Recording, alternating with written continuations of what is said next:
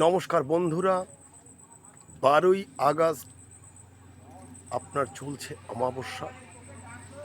এটা পড়ছে আগের দিন 11ই আগস্ট রাত্রির 1টার পরে। বুধবার পালিত হবে অমাবস্যাটা। এই অমাবস্যায় যদি আপনার কোনো মনস্কামনা পূর্ণ করতে চান, তাহলে আমি আপনাদের একটা ক্রিয়া বলছি, সেটা আপনি অবশ্যই করবেন। সেইটা বলার আগে আমি আপনাদেরকে যেটা বলার, সেটা হচ্ছে যারা ফেসবুক পেজ থেকে দেখছেন পেজটাকে ফলো করবেন, আপনারা ফ্রেন্ড রিকোয়েস্ট পাঠাবেন না। যদি ভিডিওটা আপনাদের ভালো লাগে দেখবেন, আপনার সুচিন্তিত মতামত রাখবেন। যদি আমার ভিডিও বা আমাকে আপনাদের ভালো না লাগে স্কিপ করে বেরিয়ে যাবেন। যেটা বলার, এদিন চলছে সূর্যগ্রহণ, ভারতে দৃশ্যমান নয়, এটা বাইরে বাইরে চলবে, যেহেতু এটা সূতক কাল। যেমন চলছে তেমন চলবে, যেমন কাজ করছেন তেমনই করবেন।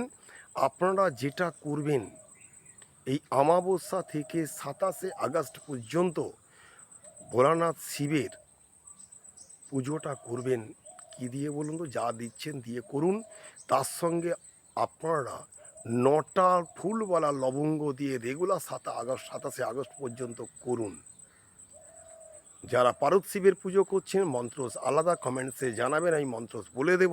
যারা নর্মাল শিব পুজো করেন, যেমন করেন তেমনই করবেন, কিন্তু নিখুঁত বেলপাতা দিতে ভুল করবেন না।